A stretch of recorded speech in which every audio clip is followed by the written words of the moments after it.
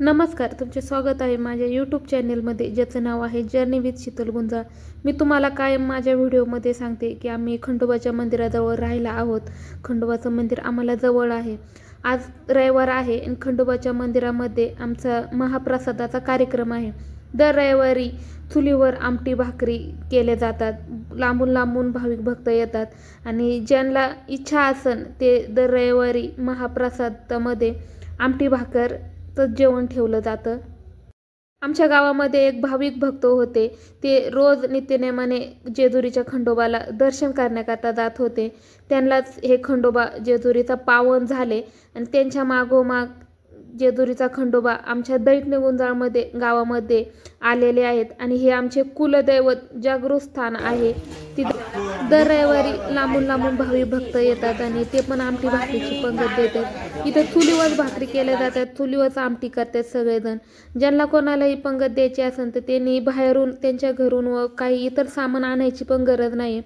सरपण वगैरे सर्व इथं साहित्य जे स्वयंपाकाला लागतात सगळे इथंच असतात। आचारी पण इथलेच आहेत, फक्त आपण आपल्याला सांगायचं की आम्हाला ह्या दिवशी पंगत करायची। आधीच खंडोबाच्या मंदिरामध्ये पंक्ती करण्याकरता नाव द्यावं लागतं तेव्हा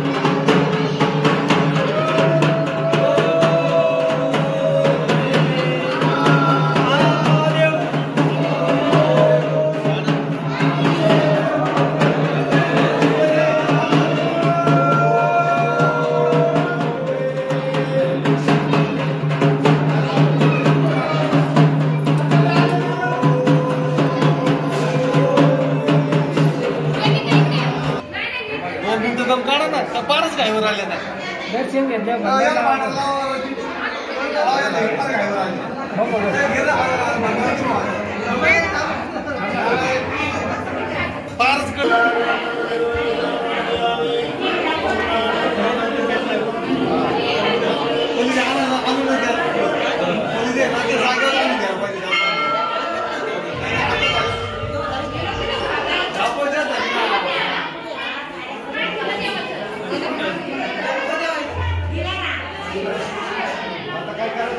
काल शनिवार होता। खंडोबाच्या मंदिरामध्ये चंपाषष्ठी व वांगीसटीचा कार्यक्रम होता। चांगल्या मोठ्या प्रमाणात पाहुणे रावळे आले होते आणि पार पडला।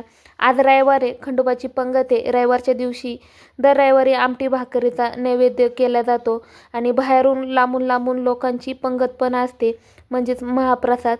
आज आमची पंगत होती, त्याच्यामुळे मग काल शनिवारचा व्हिडिओ लवकरच येईन वांगीसटीचा। ह्या घाईगडबडीमध्ये व्हिडिओ टाकायचा आणि बनवायचा पण राहिलेला आहे। 12 वाजता नैवेद्य महाप्रसाद चालू होतो। 12ची आरती झाली की जेवायला चालू करतात आम्ही 11 11:30 वाजता ड्युटी आणली होती. वाजवत गाजवत मंदिराला प्रदक्षिणा घातलेली आहे. हे खंडोबाचे मंदिर आमचं जागृत स्थान आहे. त्याच्यामुळे आम्ही जेजुरीच्या खंडोबाला जात नाही. पाहुण्यांनी जर नेलं तरच खंडोबाला जायची आम्हाला परवानगी आहे. माझे असेच रानातील नवीन नवीन व्हिडिओ पाहण्याकरता, माझी जर्नी पाहण्याकरता माझ्या चॅनलला लाईक शेअर करा.